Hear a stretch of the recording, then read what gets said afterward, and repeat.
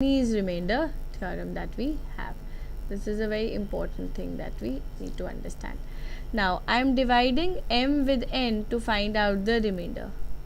Now this n number can be broken down into a into b, where a and b are co-prime to each other. That means HCF of a and b is coming out to be 1, that I should write here co-prime, whereas HCF of a and b is coming out to be 1, and m is a number m. So what I'll do is I'll try to divide m with a separately, find out the remainder. I'll try to divide m with b separately, find out the remainder.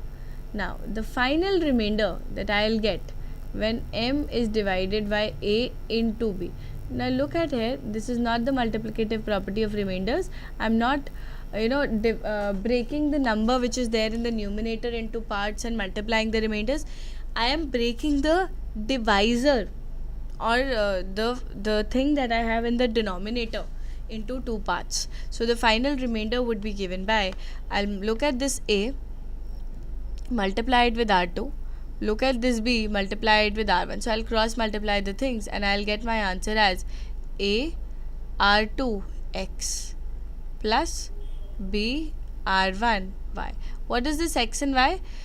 X and y has to be found out such that ax plus by is equal to 1. This a and b I need to figure out in the question. So if let's say if I have to look at the question, let's just form a question that we have.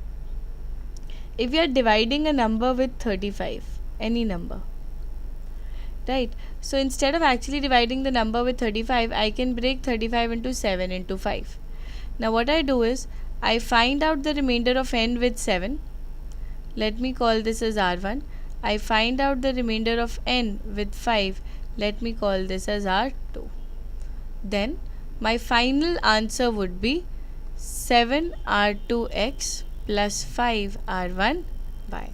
So if you want to put the value of n, any value that you want to put here, that you like, let's take the thing to be something like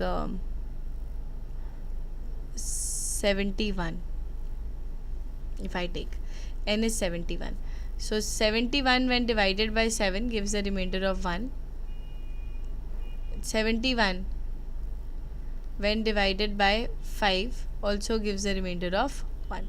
So I'll substitute the values of r2 and r1. So my answer will be 7x plus 5y.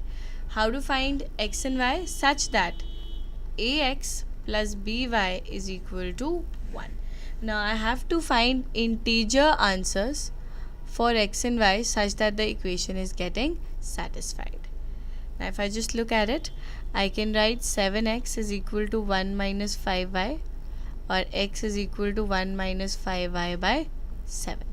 So I'll keep on putting some values of y, integer values of y, for which I will get integer answers.